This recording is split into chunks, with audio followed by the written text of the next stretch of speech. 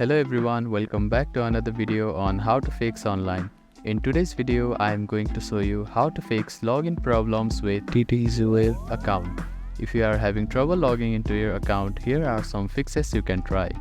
The first thing to do is to check that you have a stable internet connection, either through Wi-Fi or cellular data.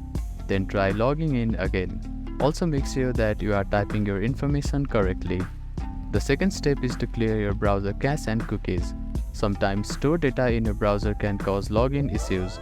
To do this, open your browser and click on the three dots at the bottom right corner. Then find the History button. After clicking on the History button, you can find the Delete Browsing Data button. Click on it, then select the time range as all time.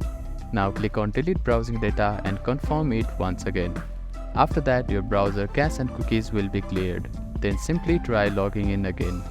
You can also try updating your browser. Open your App Store or Play Store and search for your browser.